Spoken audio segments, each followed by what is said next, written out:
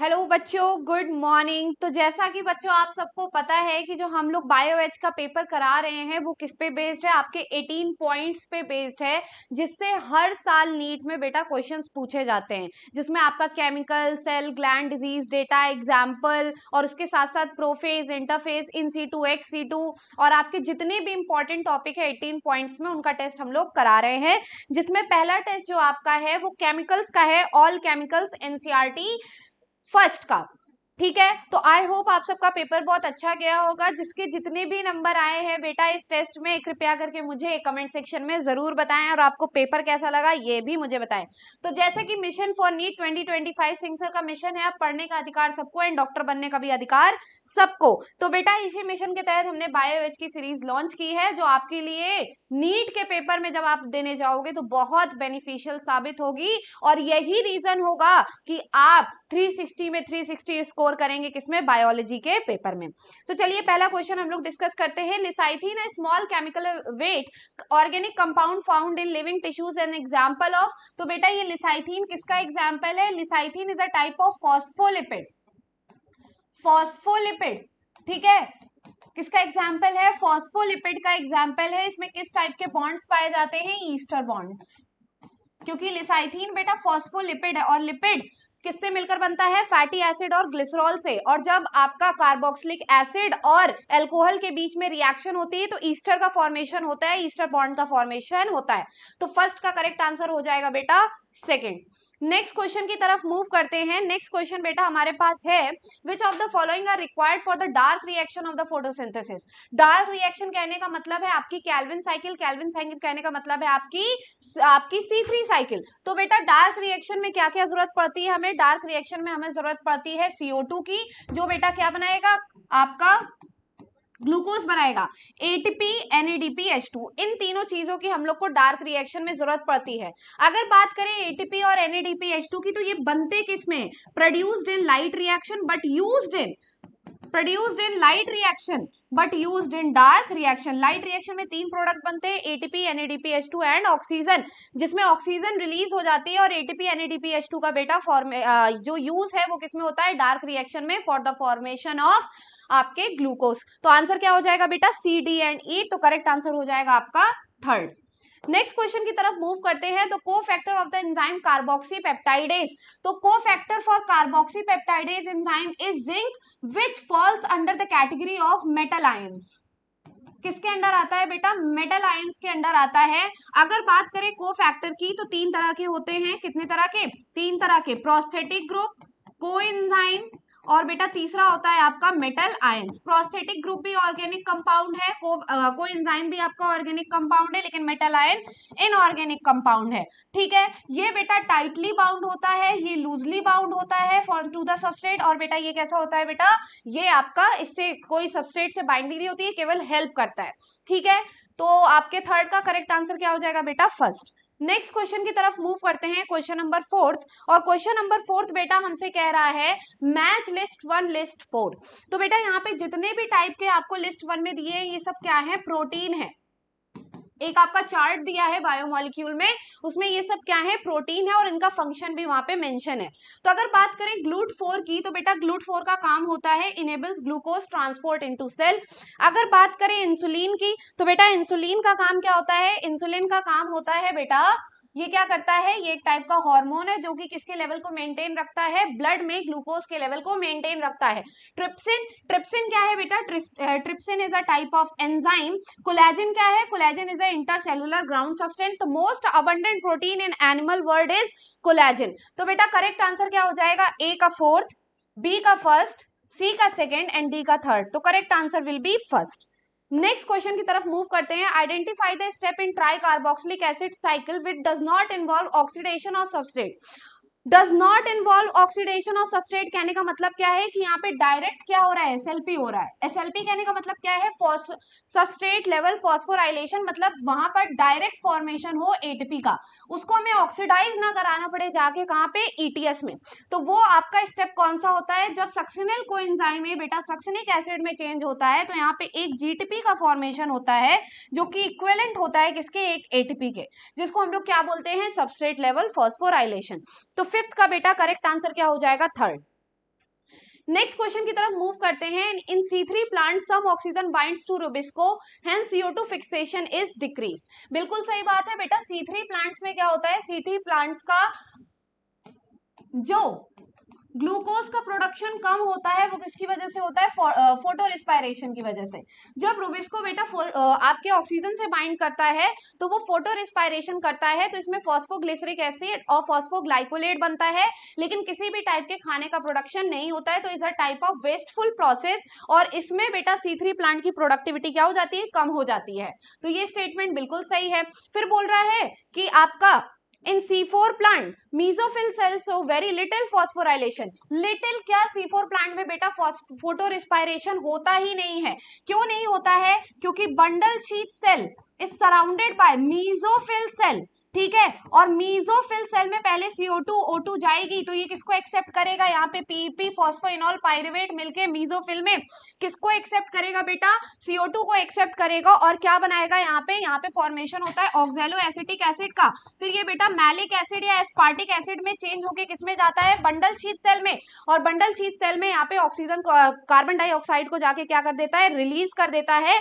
और यहाँ पे फिर चलती है आपकी C3 साइकिल। तो पहला स्टेटमेंट सही है, दूसरा स्टेटमेंट गलत है। तो करेक्ट आंसर क्या हो जाएगा बेटा, सिक्स्थ का third. Next, how many ATP and NADPH2 are required for the synthesis of 1 molecule of glucose. Glucose के मॉलिक्यूल के लिए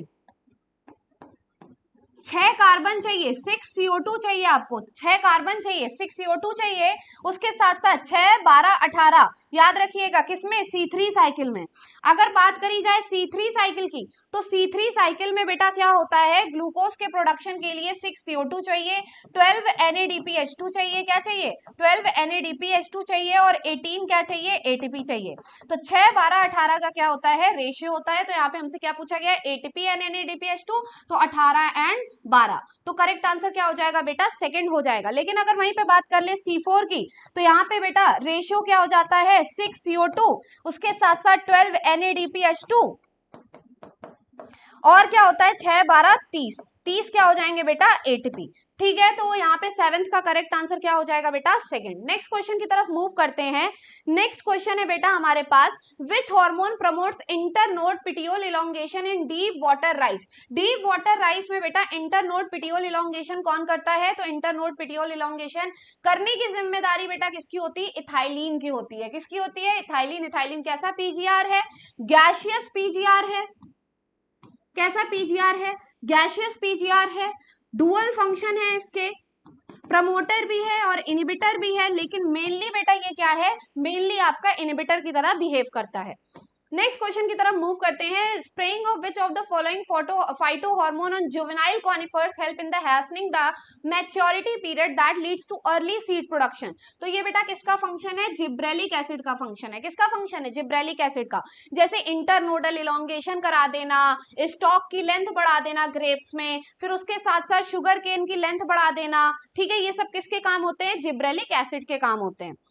नेक्स्ट क्वेश्चन बेटा, if we make a carbohydrate which contain 1000 monomeric sugar, then how many water molecules are lost during this process and how many glycosidic bonds are present in this carbohydrate respectively। पूछ रहा है carbohydrate के formation के लिए बेटा कितने type के, कितने मॉलिक्यूल्स वाटर के लॉस होंगे और कितने ग्लाइकोसिडिक बॉन्ड का फॉर्मेशन होगा। ठीक है, तो याद रखिएगा कि अगर पूछा जाए कितने वाटर मॉलिक्यूल लॉस्ट होंगे, तो जितना है उससे एक कम, और जितने कितने आपके बॉन्ड फॉर्म होंगे, तो जितने आपके कार्बोहाइड्रेट बन रहे हैं उससे एक कम। तो आंसर क्या हो जाएगा बेटा, फोर्थ। 10th का आंसर क्या हो जाएगा बेटा, फोर्थ। ठीक है, next oxidative decarboxylation. Oxidative decarboxylation बेटा, ऑक्सीडेटिव डीकार्बोक्सिलेशन की अगर बात करें तो ऑक्सीडेटिव डीकार्बोक्सिलेशन क्या है, pyruvate dehydrogenase. Pyruvate dehydrogenase enzyme मतलब ये किसकी बात कर रहा है, लिंक रिएक्शन की। और लिंक रिएक्शन में बेटा पायरुविक एसिड को चेंज कराया जाता है एसिटिल कोएंजाइम ए में, जो बेटा आगे की फर्दर रिएक्शन जाके करेगा बेटा किसमें, आगे की फर्दर रिएक्शन जाके करेगा आपके माइटोकॉन्ड्रिया में। नेक्स्ट है हमारे पास ग्लाइकोलिसिस। ग्लाइकोलिसिस की अगर बात करें तो बेटा इसको क्या बोलते हैं, EMP पाथवे। ठीक, किसने दिया था? एम्डन, मेयरहॉफ एंड पार्नेस ने दिया था। इस वजह से उनके नाम पे बेटा इसको क्या बोला जाता है? EMP pathway. क्या बोला जाता है? EMP pathway. Oxidative phosphorylation, oxidative phosphorylation बेटा किसको बोलते हैं? ऑक्सीडेटिव फॉस्फोराइलेशन बेटा बोला जाता है इलेक्ट्रॉन ट्रांसपोर्ट सिस्टम। ऑक्सीजन की प्रेजेंस में जब हम लोग फॉस्फोराइलेशन कराते हैं, एटीपी का प्रोडक्शन कराते हैं, तो उसको बोला जाता है बेटा oxidative phosphorylation. Try carboxylic acid cycle को क्या बोला जाता है? Krebs cycle. और क्रेब्स साइकिल का दूसरा नाम है सिट्रिक एसिड साइकिल। तो यहाँ पे एंजाइम कौन सा यूज होता है? Citrate synthase. तो ए का क्या हो जाएगा? ए का सेकेंड, बी का फोर्थ, सी का थर्ड एंड डी का फर्स्ट। तो correct answer will be fourth. तो चलिए क्वेश्चन नंबर 12 डिस्कस करते हैं। Which of the following statement are correct? तो सेल्यूलोज इज अ होमोपॉलीमर, बिल्कुल सही बात है। सेल्यूलोज बेटा क्या है? होमोपॉलीमर है। किसका होमोपॉलीमर है? ग्लूकोज का। ठीक है, कई सारी जब ग्लूकोज की यूनिट साथ में कंबाइन करती है तो क्या बनाता है? सेल्यूलोज। और सेल्यूलोज के दो वेरिएंट होते हैं, स्टार्च और दूसरा वेरिएंट है बेटा इसका आपका ग्लाइकोजन। स्टार्च किसमें पाया जाता है? प्लांट में। ग्लाइकोजन किसमें पाया जाता है बेटा? एनिमल्स में। तो ए होगा। Inulin is a monomer of fructose. तो बेटा इनुलिन मोनोमर नहीं होता है, इनुलिन क्या है? पॉलीमर है। किसका? फ्रक्टोज का। जब कई सारी फ्रक्टोज की यूनिट मिलती हैं तो वो इनुलिन का फॉर्मेशन करती हैं। तो ये गलत हो गया। In a polysaccharide chain non reducing end is left, बिल्कुल सही बात है। पॉलीसैकेराइड चेन में नॉन रिड्यूसिंग एंड कौन सा साइड पर आती है? लेफ्ट साइड पर। और रिड्यूसिंग एंड कौन सा साइड पर आती है बेटा? राइट साइड पर।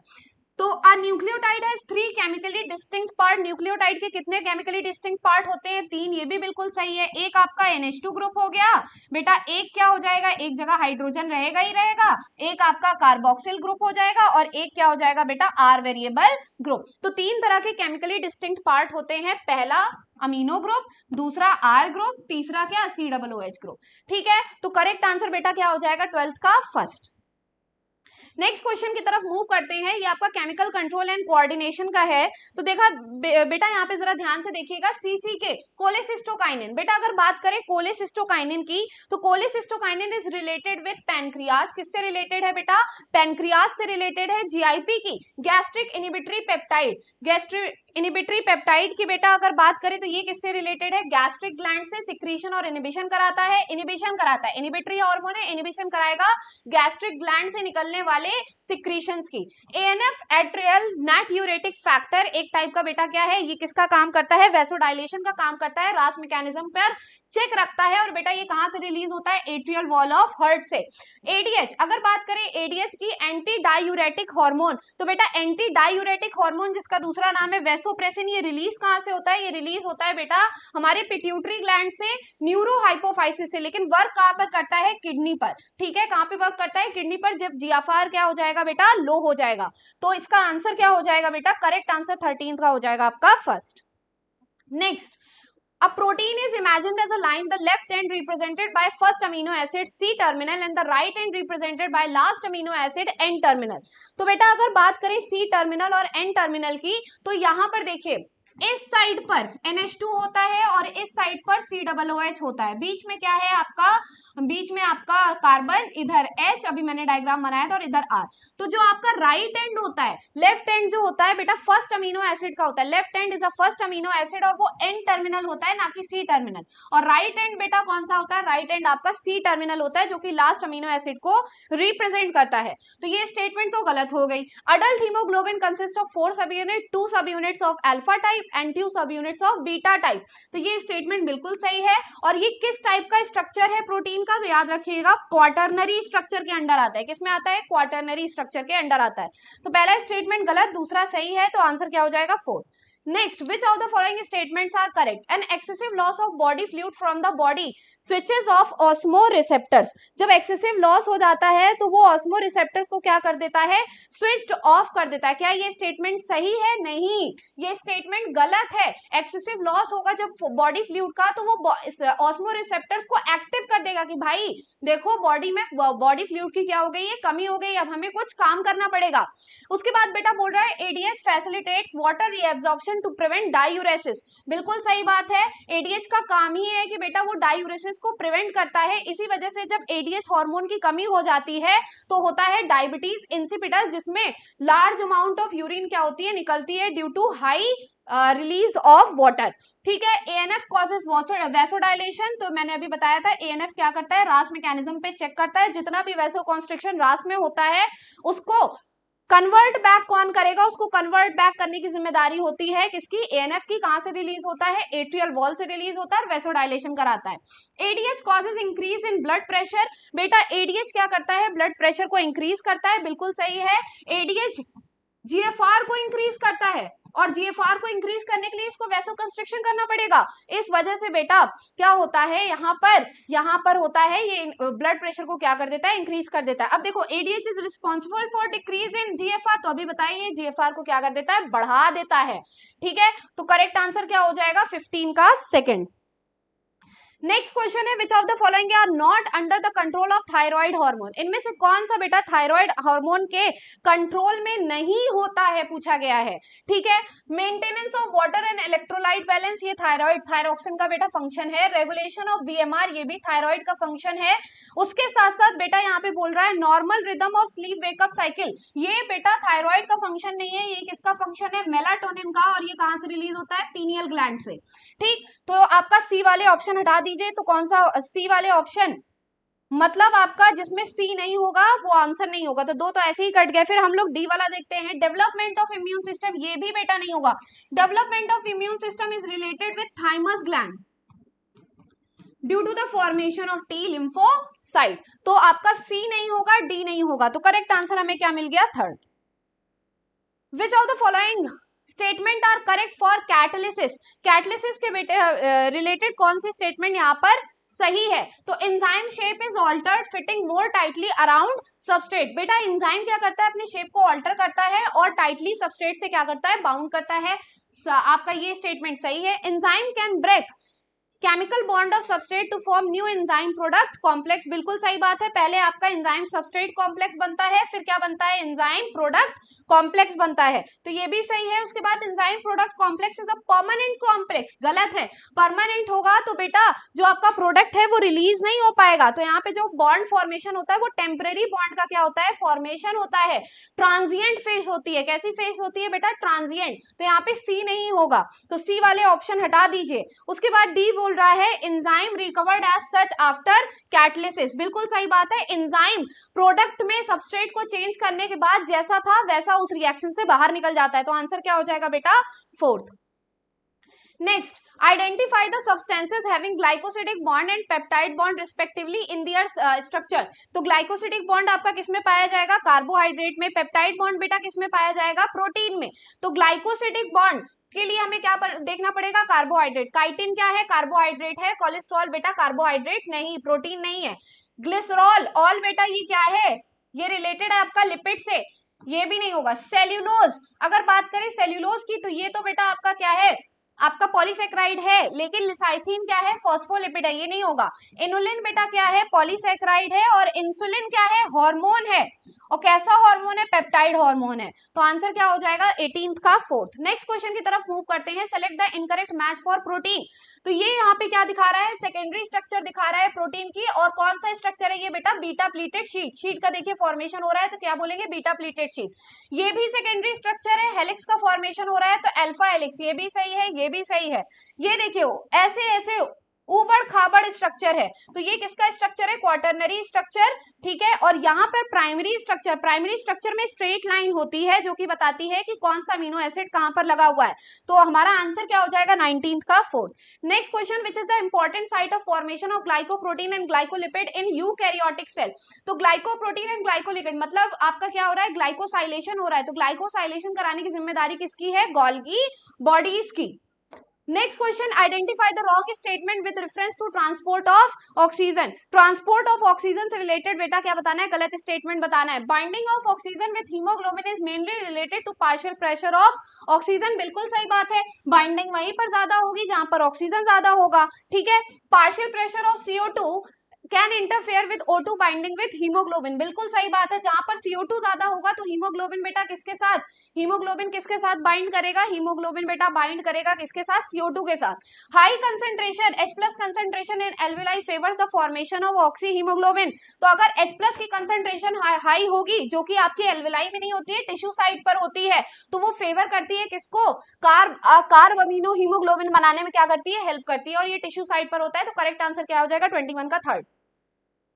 Amino acid in basic solution will form, तो अमीनो एसिड बेटा बेसिक सोल्यूशन में किसका फॉर्मेशन करेगा, तो बेटा अमीनो एसिड बेसिक सोल्यूशन, क्या बोल रहे हैं, बेसिक सोल्यूशन की बात कर रहे हैं। तो सबसे पहली चीज तो आपको ये याद रखना है कि जो आपका अमीनो एसिड होता है वो किस फॉर्म में होता है, ज्विटर आयन के फॉर्म में होता है। किस फॉर्म में होता है, ज्विटर आयन के फॉर्म में रहता है। और अगर मैं बोलूं यहाँ पे अगर आप बेसिक दे रहे हो, बेसिक दे रहे हो मतलब OH दे रहे हो, तो OH दे रहे हो, अगर मैंने इसको एक H+ और दे दिया तो H+ देने पे बेटा ये वाटर निकल के बाहर चला जाएगा और यहाँ पे फॉर्मेशन किसका हो जाएगा, वाटर इसको कहां से मिलेगा, ये NH3 से। तो यहाँ पे फॉर्मेशन होगा NH2 का, CH और यहाँ पे COO-, तो माइनस चार्ज आ रहा है, तो यहाँ पे किसका फॉर्मेशन करेगा, एनायन का, कैटायन का, कि ज्विटर आयन का, तो ये किसका फॉर्मेशन करेगा, एनायन का। Recognise the figure and find out the correct statement, यहाँ पे फिगर को रिकॉग्नाइज करिए और बताइए करेक्ट स्टेटमेंट। तो बेटा अगर बात करें 23 की, तो 23 में बेटा करेक्ट ऑप्शन अगर पूछा जाए तो बेटा ये क्या है, यहाँ पर अगर पूछा जाए कि ये क्या है, तो बेटा ये क्या है, मोनोमर है, क्या है, मोनोमर है, ठीक है। उसके साथ साथ प्लांट और एनिमल दोनों में पाया जाता है, तो करेक्ट आंसर क्या हो जाएगा, D and E। Next question, match the following, inhibitor of catalytic activity, catalytic activity का इनिबिटर कौन है, malonate, competitive inhibition, positive peptide bond किसके पास होगा, प्रोटीन के पास होगा, तो प्रोटीन क्या है, कोलेजन है। Cell wall material in fungi, तो फंजाई में सेल वॉल मटेरियल क्या होगी, काइटिन होगी। उसके बाद सेकेंडरी मेटाबोलाइट, सेकेंडरी मेटाबोलाइट बेटा क्या हो जाएगा, रिसिन, रिसिन एब्रिन और रिसिन टॉक्सिन, ठीक है। तो ए का क्या हो जाएगा बेटा सेकेंड, बी का क्या हो जाएगा फोर्थ, सी का क्या हो जाएगा थर्ड एंड डी का फर्स्ट, तो correct answer will be first. Next question है, select the correct match for average composition of cell, तो एवरेज कंपोजिशन ऑफ सेल के लिए बेटा यहाँ पे करेक्ट स्टेटमेंट आपको बतानी है। तो अगर बात करें एवरेज कंपोजिशन की, तो सबसे ज्यादा क्या होता है, वाटर होता है, ठीक है। तो यहाँ पे करेक्ट बताना है, तो आपका प्रोटीन 5 to 7% गलत लिखा है, कार्बोहाइड्रेट 3% सही लिखा है, लिपिड का यहाँ पे जो 10 to 15% लिखा है वो किसका होगा, वो प्रोटीन का होगा। तो यहाँ पे 25 का करेक्ट आंसर क्या हो जाएगा बेटा, second, 25 will be second. Next, the oxygenation activity of rubisco enzyme in photo respiration lead to the formation of, तो बेटा जब रुबिस्को बाइंड करता है किसके साथ, ऑक्सीजन के साथ, ऑक्सीजन के साथ जब बाइंड करता है तो यहाँ पर फॉर्मेशन होता है एक 3 कार्बन कंपाउंड का, और फॉर्मेशन होता है उसी के साथ आपके एक 1 कार्बन कंपाउंड का, ठीक है। एक मॉलिक्यूल PGA का बनता है और एक मॉलिक्यूल बनता है फॉस्फोग्लाइकोलेट का, तो यहाँ पे करेक्ट आंसर क्या हो जाएगा बेटा 4। Next, select the correct match, correct match यहाँ पे बताना है, तो देखो palmitic acid lipid, adenylic acid lipid, adenine amino acid, alanine आपका क्या है, नाइट्रोजनस बेस। तो यहाँ पे आपको करेक्ट बताना है, तो करेक्ट क्या हो जाएगा 27 का, पाल्मिटिक एसिड लिपिड है, सही है। एडिनाइलिक एसिड लिपिड नहीं है, ये न्यूक्लियोटाइड है। एडेनिन बेटा क्या है, ये आपका नाइट्रोजनस बेस है, और एलेनिन क्या है, ये आपका बेटा क्या है, ये आपका प्रोटीन है। तो करेक्ट आंसर क्या हो जाएगा 27 का first. Next, choose the type of enzyme involved in the following reaction, तो यहाँ पे देखो, यहाँ पे क्या हो रहा है, ग्रुप्स का ट्रांसफर हो रहा है। पहले ये S' के पास नहीं था, किसके पास था, S के पास, फिर बाद में किसके पास चला गया, S' के पास। तो यहाँ पे ट्रांसफर ऑफ ग्रुप हो रहा है, तो यहाँ पे कौन सा एंजाइम यूज होगा, यहाँ पे एंजाइम यूज होगा ट्रांसफरेजेस। तो 28 का क्या हो जाएगा second. How does steroid hormone influence the cellular activities, steroid hormone बेटा सेलुलर एक्टिविटीज को कैसे इनहेंस करता है, तो binding to DNA and forming a gene hormone complex, तो आंसर क्या हो जाएगा सेकेंड। और स्टेरॉइड हार्मोन में बेटा सेकेंडरी मैसेंजर का फॉर्मेशन नहीं होता है, ये डायरेक्टली जाके बाइंड करता है किससे, DNA से। Next, cellulose does not form blue colour with iodine because, cellulose बेटा ब्लू कलर आयोडीन के साथ क्यों नहीं देता है, क्योंकि इसके पास कॉम्प्लेक्स हेलिसेस नहीं होते हैं, तो ये आयोडीन मॉलिक्यूल को होल्ड नहीं कर पाता है, जबकि स्टार्च ऐसा कर लेता है। तो 30 का करेक्ट आंसर क्या हो जाएगा बेटा third, 30 will be third. Next, Melanate inhibits the growth of pathogenic bacteria by inhibiting the activity of succinic dehydrogenase, जिसको क्या बोला जाता है, competitive inhibition. Next, Hatch and Slack pathway is known as C4 cycle because, क्योंकि Hatch and Slack pathway में बेटा जो पहला कंपाउंड फॉर्म होता है, फर्स्ट स्टेबल प्रोडक्ट, वो बनता है आपका ऑक्सैलो एसिटिक एसिड. इस वजह से इस साइकिल का नाम है आपका क्या, इस साइकिल का नाम है बेटा आपका hatch and Slack pathway C4 cycle. तो 32 का करेक्ट आंसर क्या हो जाएगा बेटा, फर्स्ट. तो बेटा चलिए नेक्स्ट क्वेश्चन को डिस्कस करते हैं. Which of the following glucose transporters is insulin dependent. तो बेटा इंसुलिन डिपेंडेंट मतलब इंसुलिन के ऊपर डिपेंड करके कौन सा आपका ट्रांसपोर्टर हेल्प करता है. तो इसका करेक्ट आंसर आपके एनसीईआरटी के उस छोटे से आपका जो पोर्शन है उसमें दिया हुआ है. तो 33 का करेक्ट आंसर बेटा क्या हो जाएगा, GLUT4 इनेबल्स ग्लूकोज ट्रांसपोर्ट. ठीक है, ठीक है, और इंसुलिन डिपेंडेंट होता है, ये एक्स्ट्रा पॉइंट आपको याद रखना है. Next, which statement is correct for insulin hormone, acts mainly on hepatocytes and adipocytes. ठीक है, करेक्ट स्टेटमेंट आपको बतानी है. बिल्कुल सही है, एडिपोसाइट्स और हेपेटोसाइट्स पर वर्क करता है और इंसुलिन के टेकअप को बढ़ाता है. It is a peptide hormone, ये भी बिल्कुल सही है. डिक्रीज नहीं करता है, इंक्रीज करता है सेलुलर अपटेक ऑफ ग्लूकोज. तो आंसर क्या हो जाएगा, 34 का fourth. Next, the chitinous exoskeleton of arthropods is formed by polymerization. The chitinous exoskeleton of arthropod is formed by polymerization.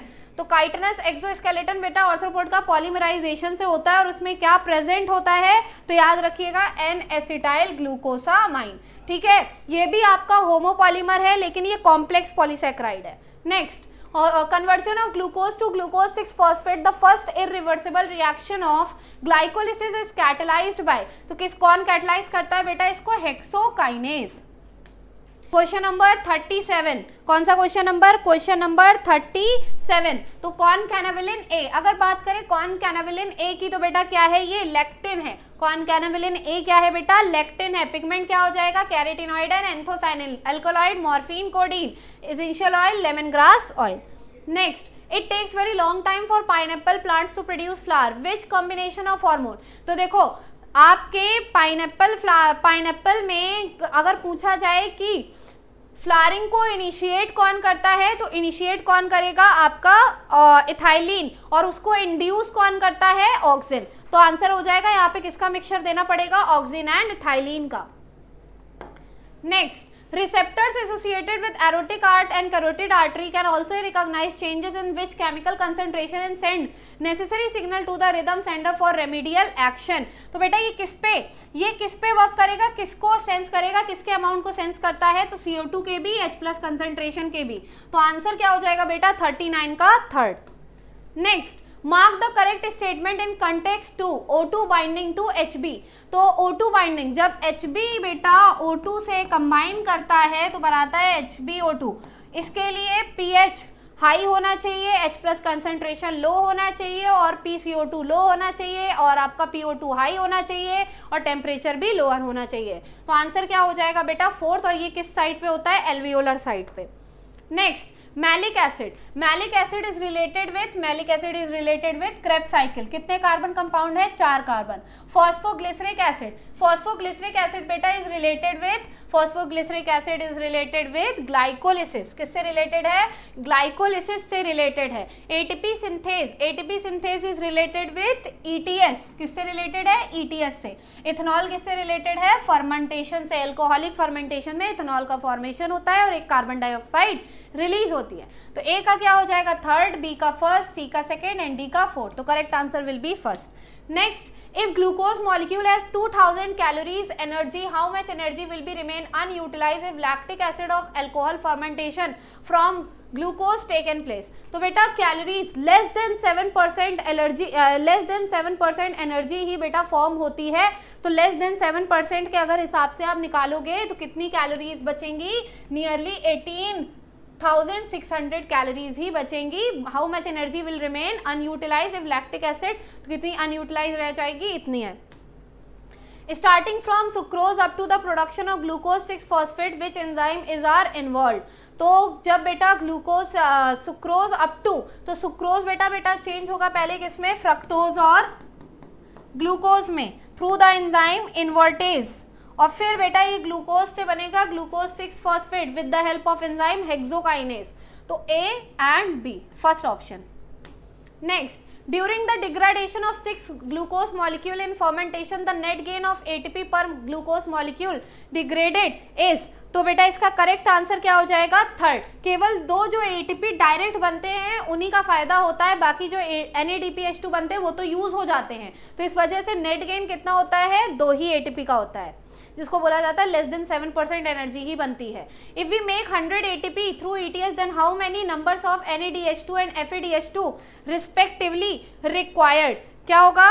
जरा ध्यान से देखो, if we make 100 ATP molecule through ETS then how many number of NADH2 and FADH2 respectively required. तो ETS से अगर हम लोग 100 ATP बना रहे हैं तो 100 ATP बनाने का मतलब है कि आपको कितने NADH का यूज करना पड़ेगा और कितने FADH2 का बेटा यूज करना पड़ेगा। तो यहाँ पे 45 का करेक्ट आंसर बेटा क्या हो जाएगा? 45 का करेक्ट आंसर बेटा हो जाएगा फोर्थ, ABCD। ठीक है, रेशियो चेंज होता रहेगा। NADH से 100 ATP बनाना है तो एक से कितना बनता है? 3। एक NADH से कितना बनता है? एक NADH2 से 3 ATP बनते हैं, एक FADH2 से 2 ATP बनते हैं, और उसी की हेल्प से आपको निकालना है, रेशियो बराबर करना है। ठीक है, तो 20 से कितने बनेंगे? 3 1 3, 3 2 6, 60, और बेटा इससे कितने बने हुए? 40, तो ये कितने हो गए? 100। तो इस हिसाब से आप जब सारे चेक करोगे तो सेम रेशियो आएगा। Next, select the correct statement for the following. It is the complete combustion of glucose, बिल्कुल सही बात है, कंप्लीट कंबशन हो रहा है क्योंकि CO2 और H2O में चेंज हो रहा है। कैटाबॉलिक प्रोसेस है, टूट रही हैं चीजें, तो कैटाबॉलिक प्रोसेस है, ये भी बिल्कुल सही है। इनकम्प्लीट ऑक्सीडेशन में केवल पायरेविक एसिड बनता है, गलत है। For this reaction RQ will be 1, सही है क्योंकि कार्बोहाइड्रेट है। तो आंसर क्या हो जाएगा बेटा? A, B and D। Next question, how many matching are correct? Respiratory substrate carbohydrate हो सकता है, रिस्पायरेटरी सबस्ट्रेट फैट भी हो सकता है। Fat, carbohydrate, protein, organic acid, all are बेटा रिस्पायरेटरी सबस्ट्रेट। तो आंसर क्या हो जाएगा बेटा? 47 का सेकेंड। ठीक है, नेक्स्ट क्वेश्चन की तरफ बढ़ते हैं। In the given reaction what is X? इसमें बेटा X क्या है? तो जरा ध्यान से देखिए, यहाँ पे क्या हो रहा है? CO2 और H2O मिलके H2CO3 बना रहे हैं, मतलब कार्बोनिक एसिड बना रहे हैं, और यहाँ पे एंजाइम जैसा सबस्ट्रेट होगा या आपका प्रोडक्ट होगा वैसा ही बेटा एंजाइम यूज होता है। तो यहाँ पे एंजाइम का नाम क्या है? Carbonic anhydrase. ठीक है, तो करेक्ट आंसर क्या हो जाएगा बेटा? Second. Next, select the incorrect match. Aerobic respiration Mg2+, aerobic respiration Mg2+ use होता है किसमें बेटा? किसमें यूज होता है? लिंक रिएक्शन में। एरोबिक रिस्पायरेशन NADH2 सही है। एरोबिक रिस्पायरेशन NADPH गलत है बेटा। NADPH इज P आ रहा है, मतलब फोटोसिंथेसिस, तो यही ऑप्शन आपका सही हो जाएगा। Next, select the correct statement for cytokinin. Cytokinin help overcome the apical dominance, बिल्कुल सही है। They promote nutrient mobilisation, they promote nutrient mobilisation which help in delay of leaf senescence. तो बेटा ये भी सही है, न्यूट्रिएंट मोबिलाइजेशन में बेटा हेल्प करते हैं, एक्सेप्ट कार्बन का मोबिलाइजेशन, सॉरी कार्बन कह रही हूँ, कैल्शियम का मोबिलाइजेशन नहीं कराते हैं, कैल्शियम का मोबिलाइजेशन नहीं कराते। It help to produce new leaves, chloroplast in leaves, बिल्कुल सही बात है। न्यू लीव्स का प्रोडक्शन करने में क्या करते हैं? हेल्प करते हैं। तो करेक्ट आंसर क्या हो जाएगा? 4। तो बेटा आई होप आप सबका बायोएच का पेपर बहुत अच्छा गया होगा। आज आपका दूसरा पेपर चल रहा है, उसका डिस्कशन आपको अगले दिन 11 बजे मिलेगा। ठीक है, तो तब तक मिलते हैं अगले टेस्ट में। जय हिंद।